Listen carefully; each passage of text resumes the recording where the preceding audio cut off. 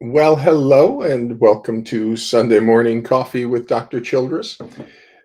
Today I'm going to be discussing the involved mental health professionals around your families, all the various people who are kind of attaching to your family and solving nothing. The I'm using the internet in a kind of an interesting way here.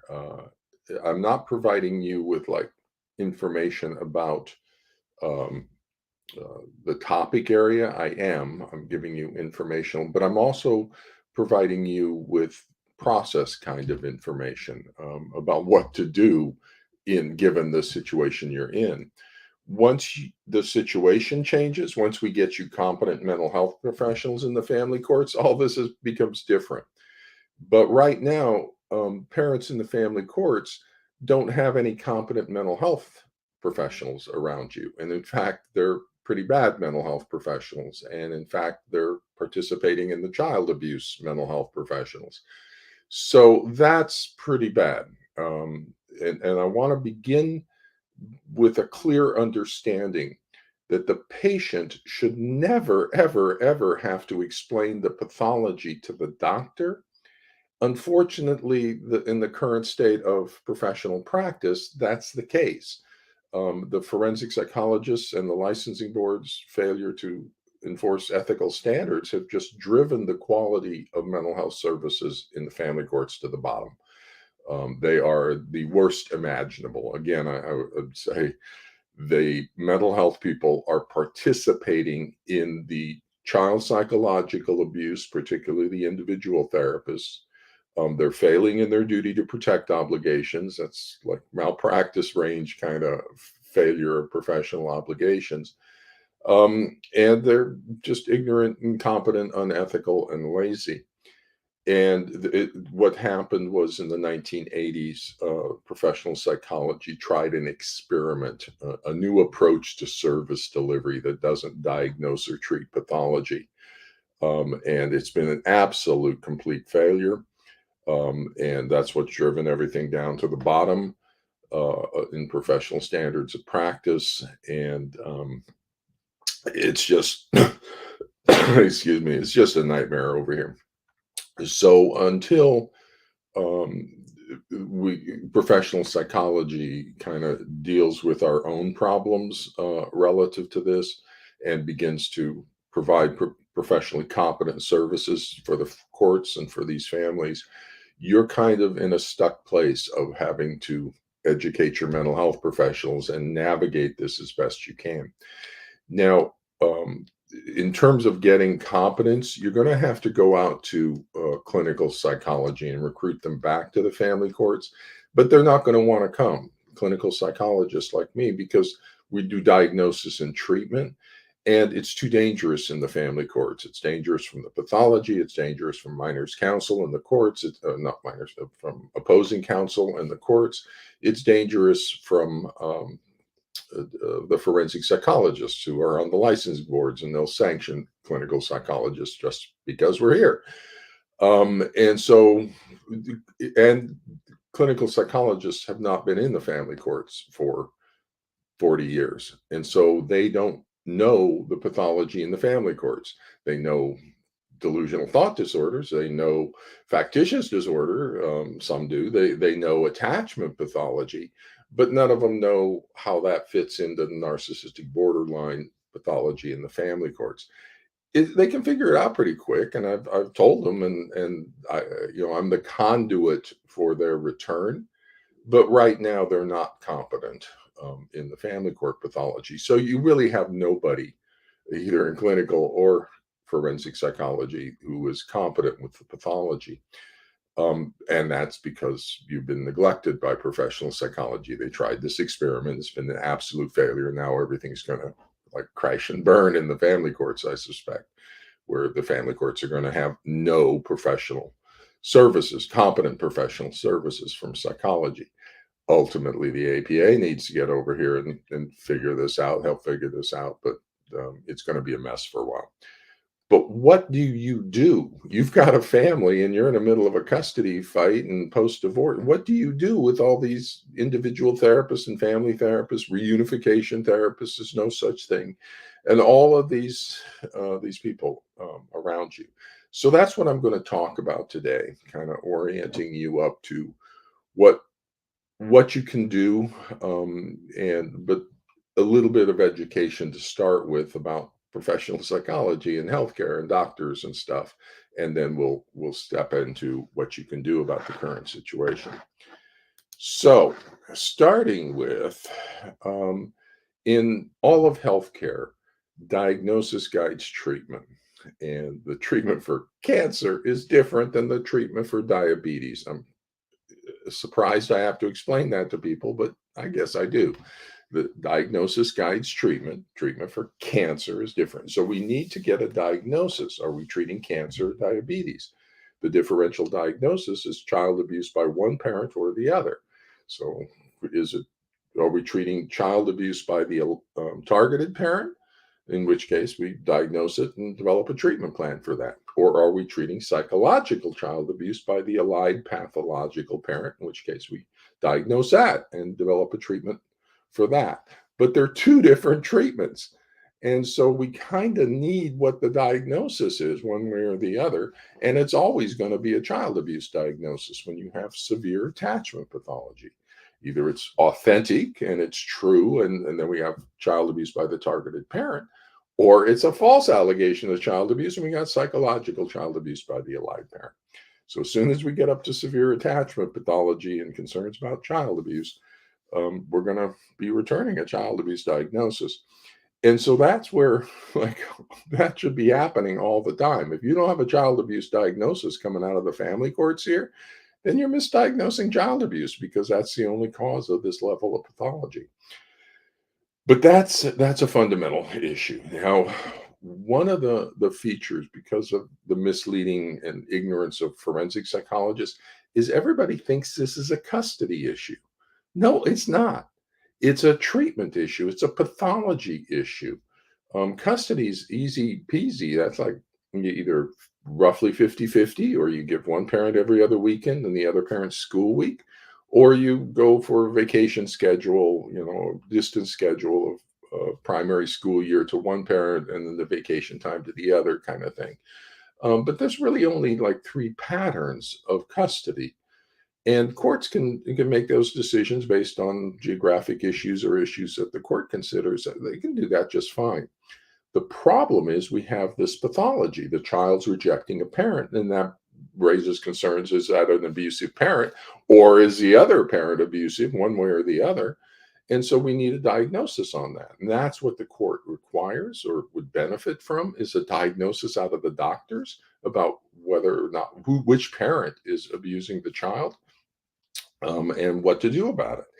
But the forensic psychologists aren't giving that to the court. They don't diagnose pathology, then, which is crazy to me, malpractice to me. But and so because the forensic psychologists have failed, you're kind of in a stuck place. But you do have mental health people around you who should be diagnosing the pathology, each one. So as we talk about the mental health people around you, this is something important to understand. You because you're thinking you need to go into the court and get an assessment, or an order for an assessment and a diagnosis. No, actually you don't, because any involved mental health professional should be doing that, and we'll talk about that in a second. So yes, we can go into the courts. Yes, we can get orders for a proper assessment, risk assessment, and stuff, and that in many cases that'll be necessary. But that's only because the currently involved people, are failing to diagnose the pathology, and they all should be diagnosing the pathology. If you're treating something, are you treating cancer or diabetes? And we'll find out about that in a second. But to start with, let's just talk about some of the terms here. So diagnosis means the same thing as identify. Pathology means the same thing as problem, and treatment means the same thing as fix it. So in my writings right now on the Facebook, you'll see sometimes I'll be shifting terms around. I'll discuss about the pathological parent, and they'll put parentheses and call them the problematic parent, because you can use the same terms, just whether or not you want to be more informal versus more structured and professional on this. But we must first identify what the pathology is. And so these two sentences mean the same thing. We must first diagnose what the pathology is before we know how to treat it. We must first identify what the problem is before we know how to fix it. And so when the other parent is trying to drive this into the courts to make it about custody and put you on trial for being a bad parent, get the kids to testify against you and all sorts of difficult, bizarre stuff, you want to move it back out to treatment. You say, wait a minute, Your Honor, before we decide on custody here, let's first identify what the problem is in the family, and let's get a plan out of the mental health people on how to fix it. Because, now here's the thing. The allied parent is making an abuse allegation against the targeted parent, at least by the child's symptoms. If child's rejecting a parent, that implies that parent is abusive. So we have abusive range concerns just simply off the child's symptoms, and then the allied parent kind of supports that and comes up with their own allegations of maltreatment by the targeted parent, because it's their persecutory delusion that's being spread to the child. But now the targeted parent is also making an equal allegation of psychological abuse by the allied parent, that they are creating this persecutory delusion, a psychotic disorder, a persecutory thought disorder in the child, and a false, factitious attachment pathology in order to meet their own needs and manipulate the court. So we have both sides of this situation making abuse allegations against the other. So we need to get a proper risk assessment for possible child abuse. In all cases of family court custody conflict where there's severe attachment pathology, we need to get a proper risk assessment for possible child abuse. And holy cow, that's not happening. So that's a real problem for us as doctors. Now, a number of times when you go out and start asking for the mental health people for their diagnosis, you currently involve people, and you will, and we need to identify what, or at least identify what they identify the problem as. What do you think the problem is? Therapist, what's your diagnosis? They're going to tell you, many of them will tell you, I don't diagnose pathology and stuff, which is insane. So they're telling you basically, I don't decide whether it's cancer or diabetes. I just prescribe the treatment. That's just insane from a healthcare perspective. And I was taught as a trainee to always put your diagnosis on formal paperwork, and that's what I train my postdocs and trainees to. Always put your diagnosis on formal paperwork, because if you don't, then you are asserting for a fact that you have verified that there is no diagnosable pathology in the family. Because if there was, you diagnose it, right? If there was schizophrenia, you diagnose schizophrenia and tell the court and that one parent has schizophrenia, right? If there was child abuse in the family, which is a DSM diagnosis, if there was child abuse, you would diagnose that, right? You'd identify that there was child abuse and you'd tell the court that one of the parents was, wouldn't you? And the everyone could say, well, of course, I identify or child abuse, or identify schizophrenia or something with the parent. Well, then what's your diagnosis here? Is there child abuse? Oh, well, I didn't put, well, then you're asserting there is no child abuse in the family, because otherwise we would see that, right? And because we're not seeing that, even by a rule out. Now, rule outs on a diagnosis mean it's a possibility. So you could say I'm ruling out possible child abuse in this situation. Okay, that's a possible, but you're not even putting that down as a possibility here, that there's even a possibility of child abuse if you don't put down a diagnosis. So that's just negligent malpractice, to not identify what the problem is before you start treating it. What are you treating? Cancer or diabetes? So they're in a lot of problems, and they'll get into a lot of problems on cross examination. I'll talk about that later with the family law attorneys if they don't put a diagnosis. And no custody evaluation has a diagnosis, so they do 6 to 9 months for $20,000 to $40,000 on a custody evaluation, and we still need another assessment to get a diagnosis. It's just financial exploitation and just a nightmare. But here's the thing, all mental health professionals, all doctors, all healthcare professions have duty to protect obligations. And we have two duties, legally obligating duties, duty of care and duty to protect. And so there's three types of dangerous pathology, and that's a category of pathologies in clinical psychology. They're called dangerousness. There's three of them: suicide, homicide, and abuse, child abuse, spousal abuse, and elder abuse.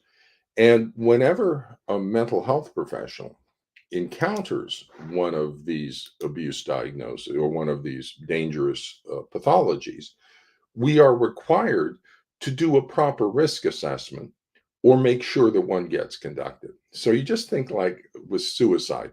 If a patient is suicidal or expresses suicidal ideation, we're required to conduct a proper risk assessment for the suicide, past history, previous attempts, current means, all these sorts of things we're trained in to conduct a proper suicide risk assessment for a suicidal patient, or we have to get them into an ER or something, get them over to somebody who can do a proper risk assessment for suicide or for homicide or for spousal abuse or for child abuse or for any of the dangerous pathologies. It activates our duty to protect obligations, and we have to make sure something gets done about that. And they're not. In all cases of severe attachment pathology, the only cause is child abuse. So for severe, anything less than child abuse produces a different type of stuff. It produces what's called an insecure attachment that has different types of symptoms. It doesn't produce a child rejecting a parent. If you have a child rejecting a parent, the differential diagnosis is child abuse by the targeted parent, in which case you diagnose that, put it on a treatment plan, or child psychological abuse, shared persecutory delusion, factitious disorder, from the allied parent, in which case you diagnose that and put it on a treatment plan. But either way, it's going to be child abuse. So in all cases of this severe attachment pathology, a child rejecting a parent, we should be getting a proper risk assessment for possible child abuse. So that's where you don't actually need to get the court to order anything or do anything. You don't need every single mental health professional involved in your matter should be making sure that we get a proper risk assessment for possible child abuse. They should be taking the initiative. If they can't do it themselves, then they should be recommending it get done and be guiding the process into that. Now, when I get dropped into the rabbit hole over here in the family courts, you look at my vita. I'm not from the family courts. I'm a clinical psychologist. I don't work in the family courts, for my entire career until I kind of started to retire and got a little curious as to what's happening here. And when I encountered, because I'm a trauma psychologist out of foster care, when I encountered the dangerous pathologies of child abuse and spousal abuse, both active in the family courts, my duty to protect obligations were active. And typically, I would refer you families to your mental health people to get the proper assessment.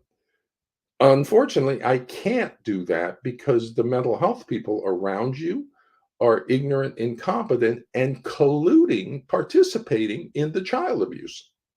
So your mental health people, particularly the individual therapists for the children, but also the family therapists, are participating in the child abuse and failing in their duty to protect obligations. So there you have nobody I can refer you to. Oh my goodness, it's so bad over here. So that's where I've been doing 10 years of educating you parents on your rights and what the pathology is so that you are empowered to be able to protect your child, hopefully, but you have to educate your mental health people, and then there you got a bunch of people who are directing you into parental alienation and all sorts of destructive stuff. And so, yeah, it's been a challenge to get parents to stop using parental alienation and to become informed consumers, but also to get the mental health people to do what they're supposed to be doing, and they're just absolutely refusing. Um, so let's talk about the categories around you just for a second, just to orient you to all the menagerie of mental health people you have. You have psychiatrists; those are the MD doctors. Typically, psychiatrists prescribe medication. You might encounter them for an ADHD diagnosis or something like that. But in the family courts, you might find some forensic psychiatrists and stuff. But typically, they don't do psychotherapy, and typically, they're medication support. Then you have the psychologists, and those in the family courts are the forensic psychologist, your experimental new psychologist, or everybody else would be called clinical psychologists, where the clinical is the diagnosis and treatment psychologist, forensic psychologists are the custody evaluation psychologists. And there's two categories. PhD is a blend of some treatment and some research. It sets up for professorships at university, teaching positions at universities, but also therapy. So they're kind of hybrid between teaching and research and therapy. The PsyD degree gives up the training in the research side, so they are entirely treatment. So they're going to be a little bit more advanced on the treatment side, but you won't find them in the university teaching settings. Then you drop down to the master's level people. So the psychologists, in sort of a military analogy, would be your captains and above. So they're your officer corps, and they should know the pathology. And as the psychologists lead, the master's level and these under levels will follow. So right now, it's a failure in professional psychology. The APA, American Psychological Association, and the doctors are failing, the courts failing the parents and failing the children. And if the doctors were to step up and start accurately diagnosing, that would provide the structural support for the rest, um, to solve this pathology. The master's level and the licensed professional counselors are all sort of treatment providers. Those are your non-commissioned officers, your sergeants kind of down. They're your folks that are actually out in the field providing a lot of the treatment because they're less expensive than the doctors are. So then we have the first category is the marriage and family therapists, MFTs. They have 2 years of training, and they should know family therapy. I'm not sure why they don't, but those are pretty much frontline therapists for most things, and you'll run into those a lot as your child therapists. And I want to say again, the child therapists are the most vulnerable, and I would say almost 100% of the time in this family court pathology, they are participating in creating the delusional thought disorder. So they are active participants in the child abuse because they don't understand the pathology and they think they're just there for a specific role without they're misdiagnosing the pathology. So, and they're failing in their duty to protect, and they're creating the false belief because they believe it. They're validating the child's feelings. You don't validate a delusional thought disorder, but they're misdiagnosing. So, I would say all the individual therapists in the family courts should lose their license for participating in child abuse. A mental health professional should never, ever, ever be the child abuser, but they all are. So if you have an individual child therapist involved in your matter, you can pretty much count on they're likely being participants in the child abuse. So you're going to have to overcome them or get them off the case. We don't need individual therapists for most of your kids out there. Most of your kids are fine. They're not having a problem. It's the family around them that's a problem. If we can solve the family around your children are going to be okay. They don't need therapy. So we need a family therapist, just one. And boy, you get so many professionals on your cases, all these different therapists, family therapists. Each child has an individual therapist. You have an individual therapist. Other parent has, no, they don't. But there's just, and then there's GALs and parenting coordinators and other people. And you don't need any of those other people either. You don't need a guardian ad litem. You don't need a parenting coordinator. You don't need minors counsel. Definitely don't need a minors counsel. That would be appointing an attorney to represent the pathology. And the moment you get an attorney representing the pathology, they're going to lock it in and it's not going to change. So they're kind of a problem. The legal system needs to look at the role of minors counsel in the family courts because they're representing child abuse and trying to get the court to continue the child abuse, which is kind of a problematic position for an officer of the court. But so we got marriage and family counselors. And then you reach the next level of licensed people. Now, licensed mean that you're authorized by the state to diagnose and treat. So if they're telling you, I don't diagnose, that's licensed. You're licensed, meaning you're authorized to give a diagnosis. Now, the next level down is the social workers, MSWs, licensed clinical social workers, LCSW. And these are the lowest level of training in mental health services. You think about it, social workers are trained in getting families food stamps and social services getting, and they are trained in some therapy, but mostly it's for, severe kind of stuff. Like they're working with schizophrenia. And so they're doing the social work around schizophrenia, maybe doing some family work around that, or, various things like that, where they're in low income families are getting social services, but also maybe doing some therapy with the family that's in a difficult position. They're not qualified for delusional thought disorders. They're not qualified for the level of pathology in this situation. I've worked with some fantastic social workers, particularly in schizophrenia, but elsewhere. I've worked with some fantastic MFTs. But we really need to get the competence in these folks, and they're not trained by their education in that. So, yeah, the social workers are probably should be moving out of the family court system. I don't see that they're necessary. We should be moving to a different caliber of professional. Then the licensed professional counselors are to your low level or low pay level therapists for typically for children. That they don't have a master's degree, but they're trained in some sort of therapy type stuff, play therapy, oftentimes, and they're low cost, and so that you get school referrals out to the licensed professional counselor, LPC. Um, and they are way over their head with a delusional thought disorder and factitious disorder. Their background education and training is not anywhere near what's needed for this pathology. And so we just have competence issues the moment you drop below the doctor's level on this. And you have incompetent doctors at this point in the family courts. So that's good luck. So diagnosis guides treatment. What you're going to want as a parent is you're going to want a written treatment plan to fix the problem in your family, to written treatment plan to fix the pathology in your family, which is a shared delusional disorder and child psychological abuse. That's the diagnosis that's going to be guiding treatment one way or the other is child abuse. And we need to protect the child. The question is from which parent.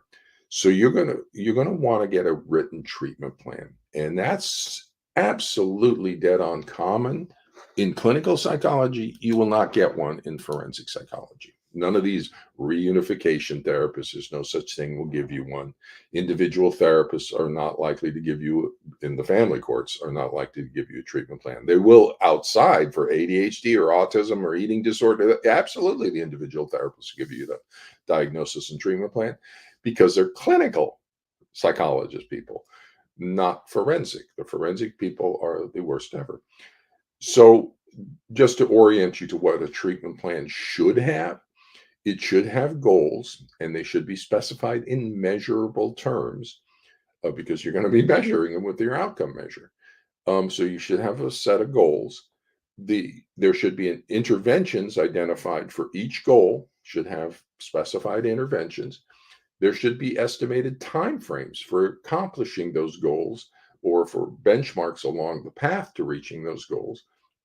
And we should have outcome measures to monitor treatment progress and measure when we've reached our goals. And this is so common.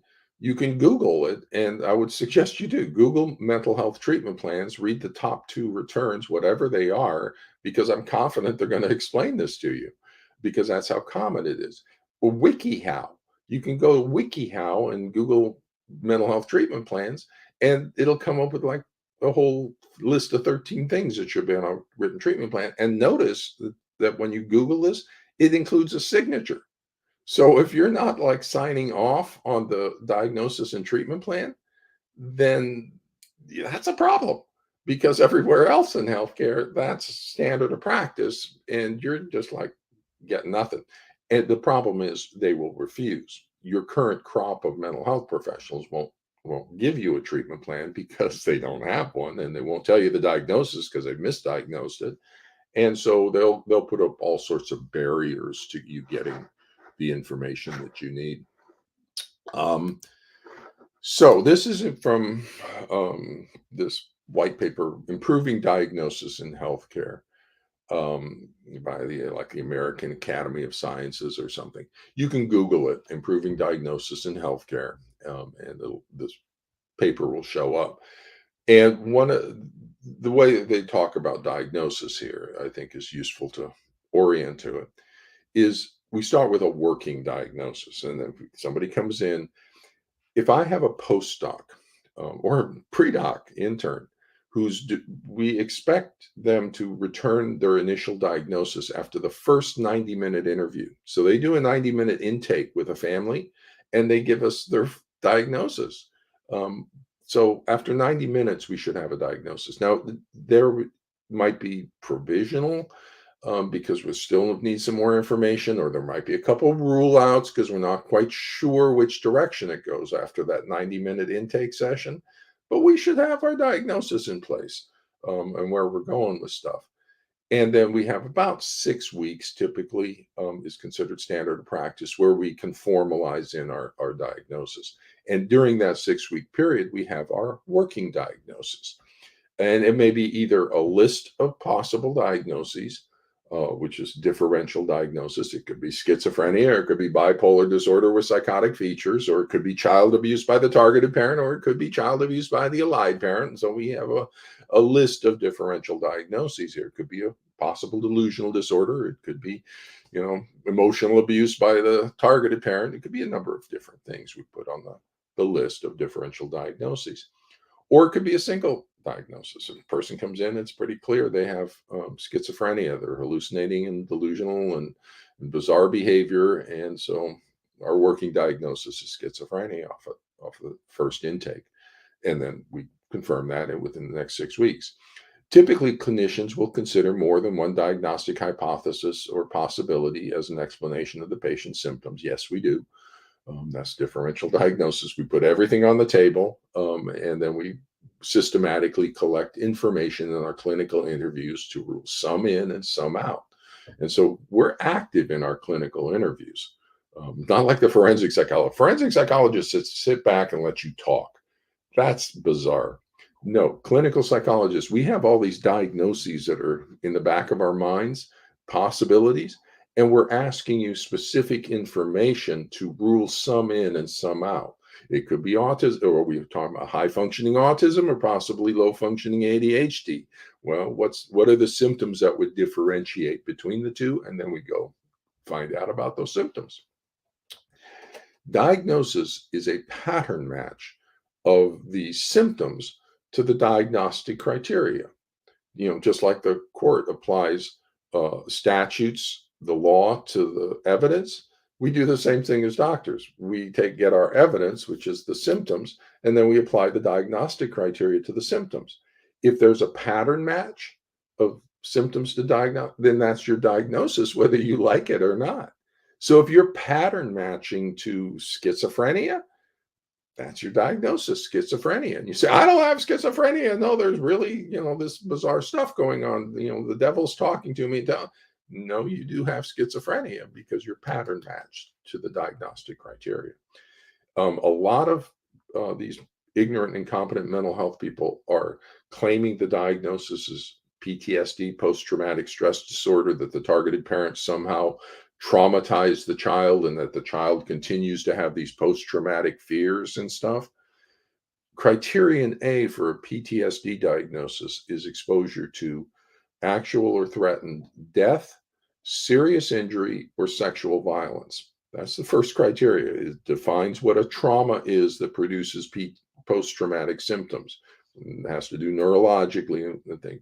So, was the child exposed to death, serious injury, or sexual violence by the targeted parent?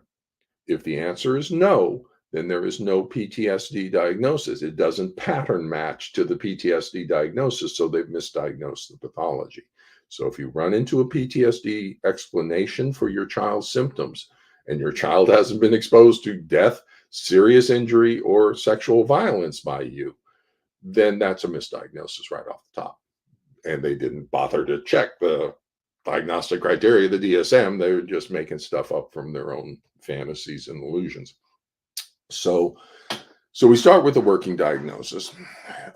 Then, as the diagnostic process, and notice it's a process, proceeds, a fairly broad list of possible diagnoses will be narrowed down to a few potential ones.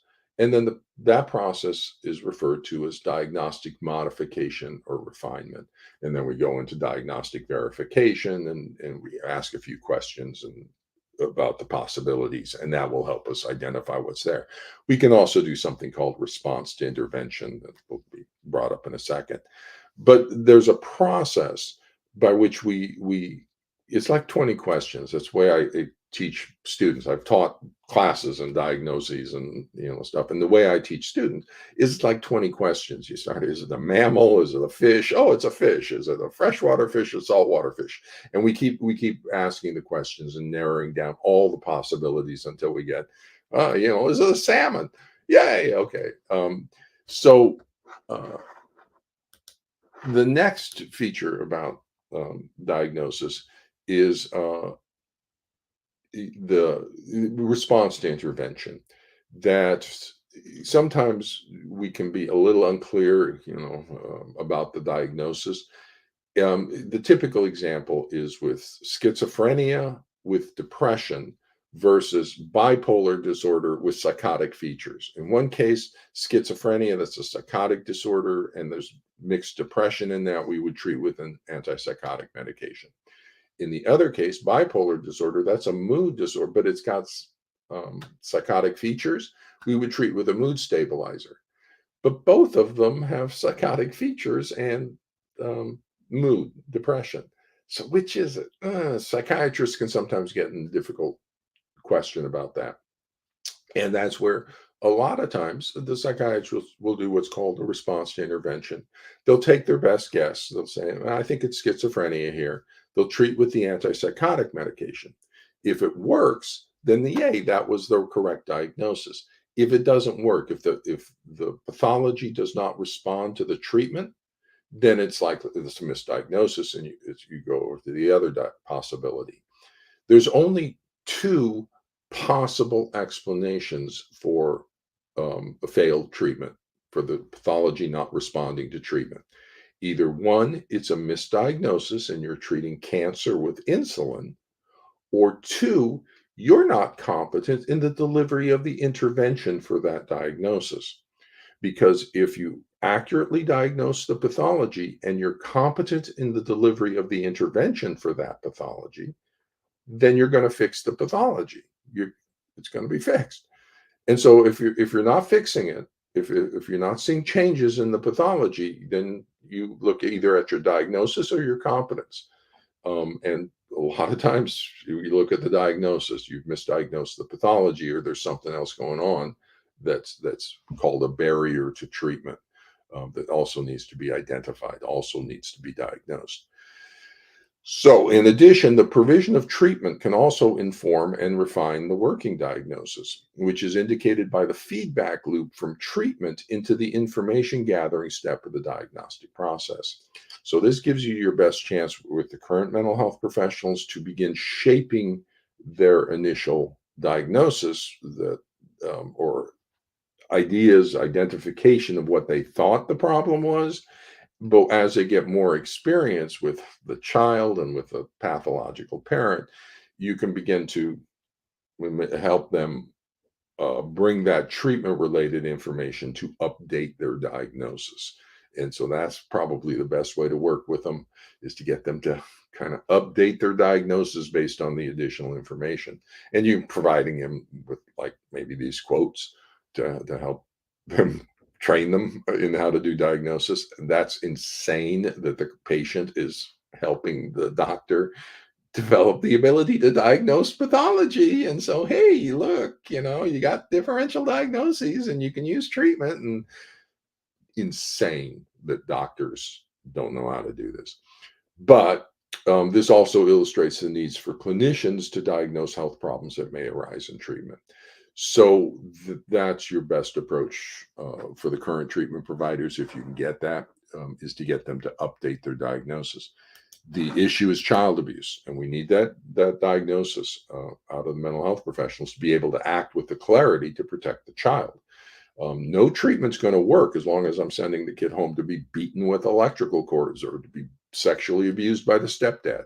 No treatment is going to work until I first, for child abuse, until I first protect the child. So, and this is going to be a child abuse diagnosis one way or the other. I just need to identify which parent am I going to protect the child from. And that's critical for all mental health people, because if you're and this is to the judges, if you're leaving the child in a shared custody situation where one of the parents is abusing the child, then child abuse is going on, and no treatment's going to be effective. So pretty much in all these high conflict custody cases where the child's rejecting a parent, it should be a diagnosis one way or the other. And if you're not getting that diagnosis and not protecting the child, then you're participating in the child abuse because you're not protecting the child. So um, the consultation is another way of improving diagnosis. So we use in clinical psychology all the time, all over healthcare, all the time. You go into your physician, you say, "Oh, this kind of hurts." They say, "Let's get an orthopedic consult." Right away, boom, you're out to another consult. They may ask for a third consult from another. Doctors consult all the time because our diagnosis must be accurate 100% of the time. If we misdiagnose a pathology, our treatment's not going to work and the patient's going to die. I was trained at Children's Hospital. If you don't accurately diagnose the cancer, the patient dead. And so, no, doctors have an obligation to accurately diagnose the pathology 100% of the time, especially on child abuse. Holy Toledo. If we misdiagnose child abuse, that child's life is ruined. And so if you don't want that pressure of being accurate 100% of the time, go do something else, because the healthcare field is not for you. You're not a doctor level person if you're not willing to step up and make sure your diagnosis is accurate 100% of the time, which is why I know so much stuff, because my diagnosis has to be accurate 100% of the time. The child's relying on that. So consultation is one of the ways that doctors deal with that. If I have a question, I go to somebody else, I talk it over and get some additional input from their expertise, from their specializations. So clinicians may refer or consult with other clinicians, formally or informally, to seek additional expertise about a patient's healthcare problem. The consult may help to confirm or reject the working diagnosis, or may provide information on potential treatment options. So that should be happening a lot in the family courts, because this is going to be a disputed diagnosis. I guarantee that one side or the other is going to dispute the diagnosis. And so rather than that, we need to bring the fighting to a close. So let's get that consultation right up front so that we get the court an accurate information supported by a second opinion or even a third opinion if necessary.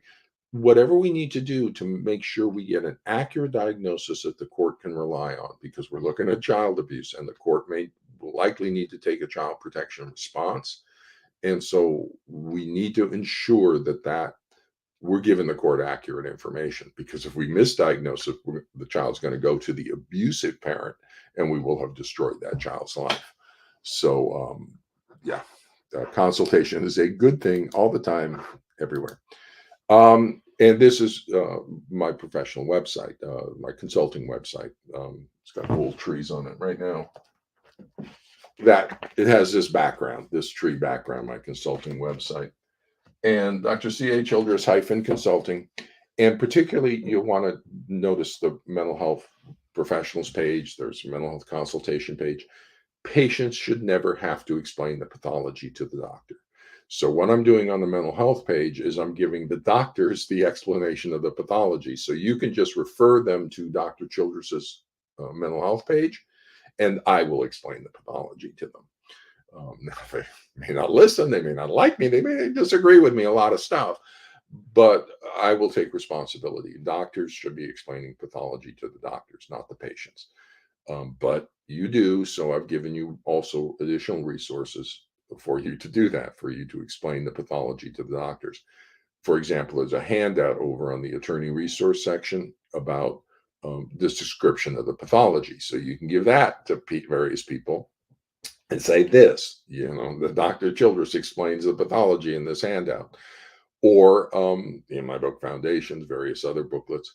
But also the attorney resource section has a handout on risk assessments, and some other handouts, telehealth consultation, that you may find useful. So that's that. So what do you do about your mental health people in the family courts? Well, the first thing you're going to want to do is challenge their diagnosis. It's a misdiagnosis. Have they diagnosed the other allied parent as psychologically abusing the child when they are psychologically abusing the child, creating a shared delusion and factitious pathology? If they haven't, then they've misdiagnosed the problem, misidentified the problem. So you're going to challenge that. You're going to say, I think you've misdiagnosed the pathology. So if you went into a physician, and you can always use this analogy of going back to medicine because we're doctors. So if you go into a physician and they say you have cancer, and you don't believe it, you don't trust them, what do? You go get a second opinion on their diagnosis. You challenge it as a potential misdiagnosis. And that's what you're going to want to do in this situation. You're going to want to challenge their diagnosis as misdiagnosed. And that happens. That's no problem. You challenge my diagnosis. I present the symptom evidence that I said the pattern matched, and see, a pattern matched to symptoms, and I support my diagnosis. If they can't support their diagnosis, then guess what? It's a misdiagnosis. And that's what's happened here. And if you diagnose cancer as diabetes, your patient's going to die from the misdiagnosed cancer. So it's totally within your rights and obligations with your child. If you think there's been a misdiagnosis, challenge it. Now, in order to challenge it, you first have to find out what their diagnosis and treatment plan is. But they won't tell you because they've misdiagnosed it and they're covering up and a bunch of stuff. And that's bizarre. Again, imagine you going into your doctor, your physician, and saying, what's my diagnosis? And the physician says, I'm not going to tell you, but here's some pills. No, they tell you your diagnosis. They take time, they explain it to you, they explain the different treatment options, and they work out what to do about the diagnosis. That should be happening in the family courts with your mental health professionals, but we're far from that. So they're going to hide, they're going to cover up, and say, I don't diagnose, or I can't release it, or you're going to have to become familiar with the release of information laws in your area. Yes, they must release information if you're authorized, and there's various things that they can't cover up. There's no such thing as secret therapies. And you're a parent. This is your child, and especially if you're participating in the therapy as some sort of reunification therapy or family therapy, then you should be explained the diagnosis and treatment plan. If they said you abused your child when you didn't, and that's the reason the child's rejecting you, is some past, and well, challenge the misdiagnosis. Tell me what it is. PTSD from, well, the criteria A doesn't fit. So it can't be PTSD. So you misdiagnosed it right off the top. And I'm going to be suggesting it's child psychological abuse, a shared delusion. Have you assessed for a shared delusion? What's missing? Why would this not be a shared persecutory delusion? Why wouldn't this be child psychological abuse? What would be missing? What would be required for this to become child psychological abuse or spousal abuse, psychological abuse using the child? What would have to happen for this to rise to the level of spousal abuse, psychological abuse of me using the child as a weapon? And so you want to begin to challenge that diagnosis. It's a simple pattern match, and they should be able to support it. When they refuse, if they refuse, when they refuse to provide you with information about your child's diagnosis and treatment, you want to document that. And that's letter to a stranger. You can Google that, Wright's Law. You want to document that because from that point, when you're documenting your mental health people into the situation, you're not actually emailing them or talking to them. You're documenting them into the record for the magistrate who's going to hear the case. So this letter to a stranger is out of advocacy in ADHD and autism in the schools, but it's adaptable over to the family courts. It's just a simple procedure where you document them into the record, the situation. The So when you're doing that, when you're interacting with your mental health people, oh, and let me be, yeah, you want to request a treatment progress update. The mental health people, psychologists, mental health people write reports at three different times. So we write it at, we can write a report at intake assessment report, discharge, a discharge summary, or when anybody asks. And when anybody asks, that's a treatment progress update. Typically, we describe, you know, the basic context, how often we've seen them, since when, and we kind of orient to what we've done so far, and then we give the background of symptoms and family stuff.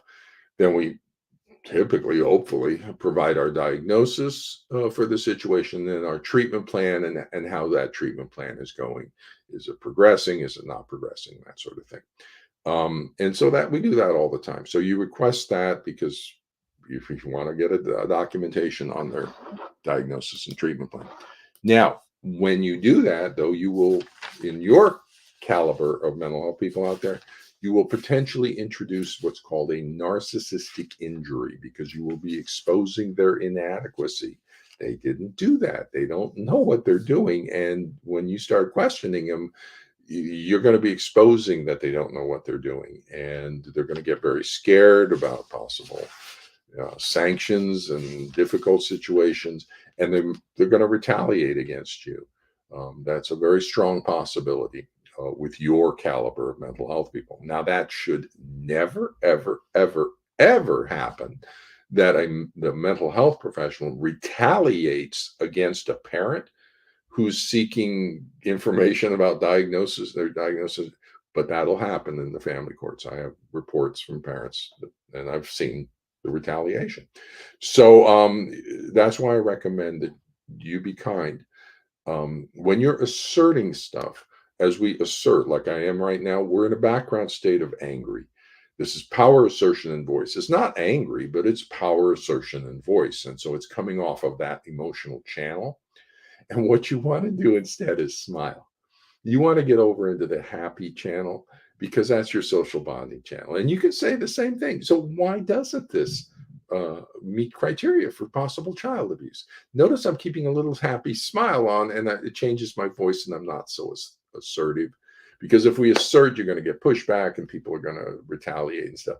But if you stay in a kind place, they can't label you as being a harsh parent, or that you're argumentative and you're an angry parent, and all the ways they'll try to retaliate against you.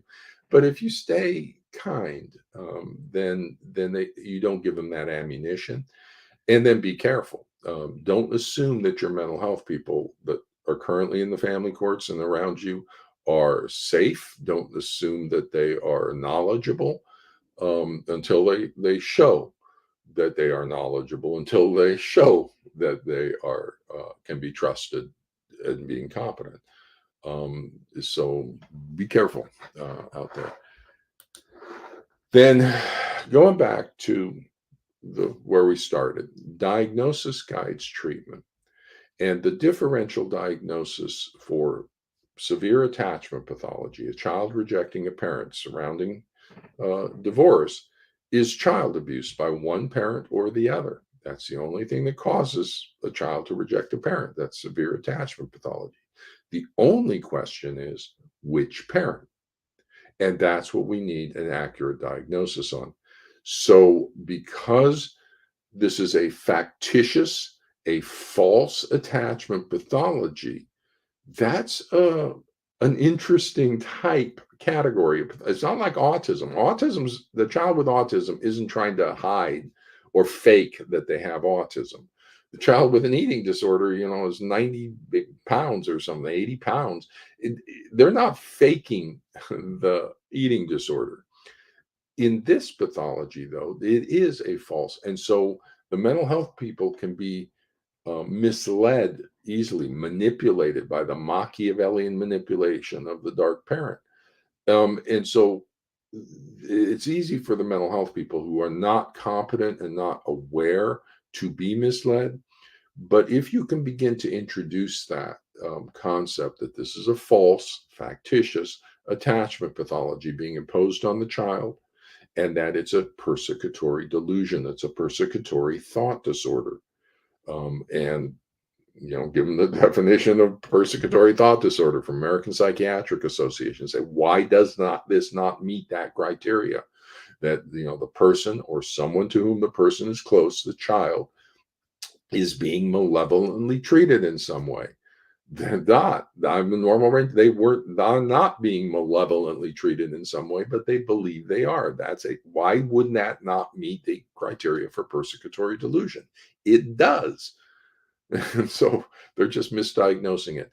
But if you can get them to recognize that it's a factitious disorder, it's a false pathology, and that child psychological abuse is on the table now relative to the other parent, then they do need to protect obligations, become active, and we need to get them to stand up and protect the child. Make that child abuse diagnosis and protect the child.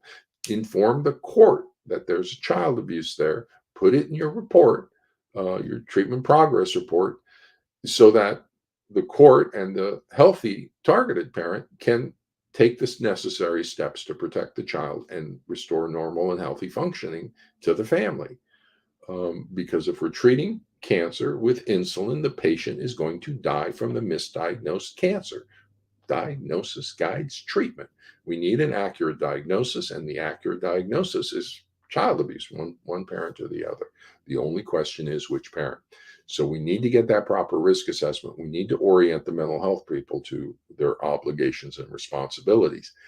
And if they are tentative or hesitant about that, because they're out there all by themselves. And once they make the diagnosis of child psychological abuse, the pathological parent says, how dare you say this wonderful relationship is abusive? You're incompetent. And they're going to file malpractice, or not malpractice, they're going to file a board complaint against the involved mental health professional for making diagnosis of child abuse towards them. So for that mental health professional, because it's dangerous to practice in the family courts, and that's why they don't come, that mental health professional can get extra support by consultation. And so they consult, they document that in the chart. And if you've consulted on your diagnosis and stuff, you're safe from retaliation. The licensing boards and clinical psychology look favorably on consultation. If you have any questions, go out, talk with somebody. And if it's a mistake, it's a mistake, but you did the proper things of consulting. And so, that we should have a lot more consulting in the family courts. Once I'm out of here, people look, old guy. Once I'm out of here, and people continue to evolve into the solutions, I would recommend you get consultation groups in the family courts where you just the people who work in the family courts, the specialists, clinical psychologists who will ultimately be here, it should be part of consultation groups where they can or have consultants that they can do. And we should always get a two-person diagnosis on that initial diagnosis, a second opinion on it right up front, even a third opinion. This is litigation, so you have the mental health person doing the assessment, and then two consultants, one for each party on the situation. Get a three-doctor report, goes into the court, and then the court can decide on what to do relative to its decisions on child custody and possible child protection. So, with that, that's my Sunday talk to you, parents. Good luck out there. Be careful. Your mental health people are not safe, and they are ignorant like a rock. Um, the question becomes, where are the licensing boards? Why are we having standards this low in the family courts? Where's the American Psychological Association? Why is the American Psychological Association giving the family courts this absolutely low quality of mental health services? Why aren't they over here improving the quality of mental health services that they deliver in the court system and to these children and families? Why do they give them this experiment for 40 years that has destroyed thousands of lives of children and their parents for decades, because of the ignorance, incompetence, and the experiment that they conducted on you parents? So, with that, I'm going to head off to my Sunday, and we'll talk next Sunday. Take care, everybody.